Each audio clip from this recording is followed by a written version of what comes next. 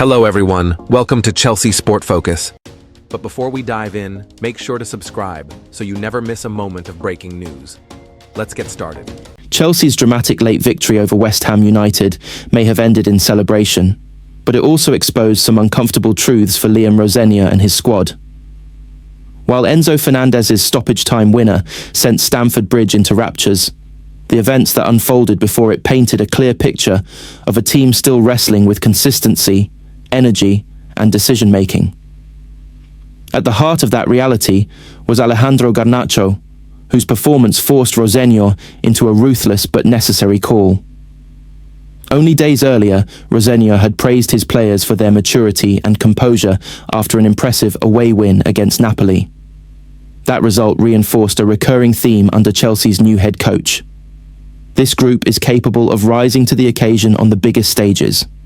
The issue, however, has been translating that same intensity into domestic league fixtures against lower-ranked opposition.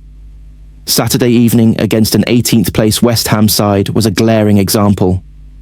From the opening exchanges, Chelsea looked passive and uncertain. The tempo was slow, the pressing disjointed, and the decision-making erratic.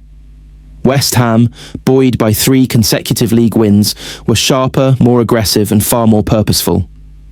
Rosenior later admitted the boos that rang out at half-time were fully justified, acknowledging that the team's collective performance fell well below the required standard.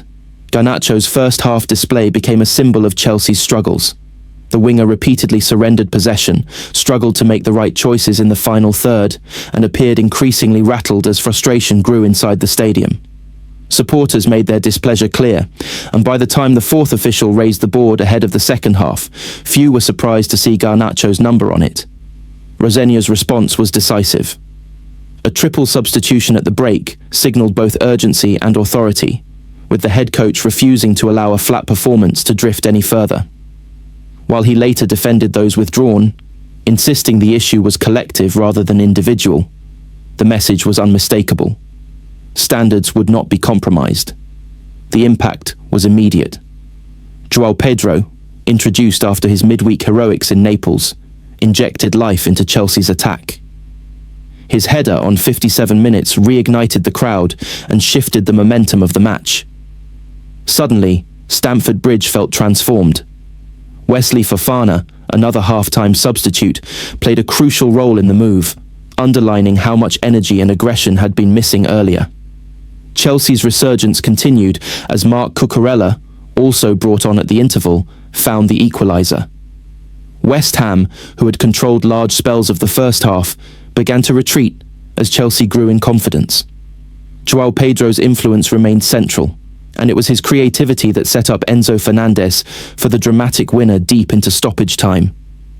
For the second game in succession, Rosenior's half-time changes proved decisive. Yet even in victory, the Chelsea head coach struck a note of caution. He stressed that relying on reactive substitutions is not a sustainable formula, particularly with a demanding run of fixtures ahead.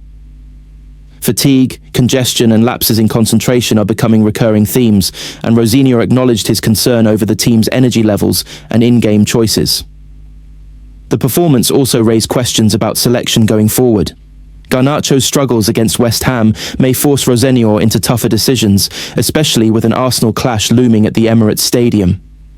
Against top opposition, slow starts and passive displays are punished far more severely, and Chelsea cannot afford to spend another half battling themselves before finding rhythm. Ultimately, the win showcased both sides of Chelsea's current reality. There is undeniable quality, resilience, and match winners within the squad. At the same time, inconsistency remains a stubborn flaw. Garnacho's early substitution was not simply a tactical tweak.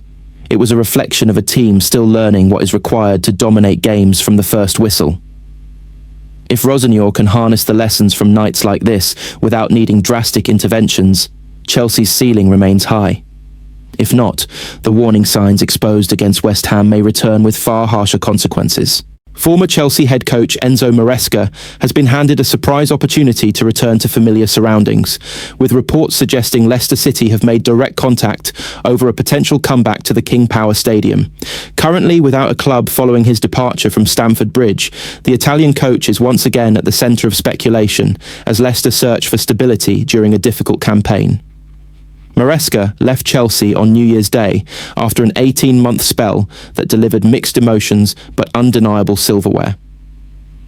During his time in West London, he guided the club to the Europa Conference League trophy, secured qualification for the Champions League, and lifted the Club World Cup. While his departure came earlier than many expected, his time at Chelsea reinforced his reputation as a progressive coach capable of managing elite-level pressure. Before his move to Chelsea, Marresca enjoyed significant success at Leicester City. Appointed during a turbulent period, he rebuilt the squad and instilled a clear tactical identity, leading the Foxes to the Championship title in the 2023-24 season. That campaign not only restored Leicester to the Premier League, but also established Marresca as one of the most promising young coaches in English football. His departure to Chelsea was seen as a natural step forward, though it left Leicester facing the challenge of replacing a manager who had delivered immediate results. Since Maresca's exit, Leicester have struggled for consistency and direction. The club suffered relegation back to the Championship last season and have endured constant upheaval in the dugout. The recent sacking of Martí Cifuentes means the Foxes are now searching for their fourth manager since Marresca left, a statistic that highlights the instability surrounding the club. Currently sitting 16th in the Championship table, Leicester find themselves closer to another disappointing campaign than to an immediate return to the Premier League. According to reports, Leicester's hierarchy have already made contact with Marresca to explore the possibility of a return, albeit on a short-term basis. The proposal is said to involve an incentive-heavy deal running until the end of the season, designed to tempt the Italian back to the club without requiring a long-term commitment. This approach reflects both Leicester's urgency and an awareness that Marresca may have bigger opportunities on the horizon. The timing of the approach is notable. Marresca has been linked with several high-profile roles since leaving Chelsea, including potential opportunities within Manchester City's coaching structure. Given his previous work under Pep Guardiola and his growing reputation, Leicester are aware that convincing him to take on a struggling Championship side may not be straightforward. A short-term contract, combined with performance-based rewards, appears to be their attempt to bridge that gap. From Leicester's perspective, the appeal is obvious. Marresca understands the club, the infrastructure, and the expectations of the fan base.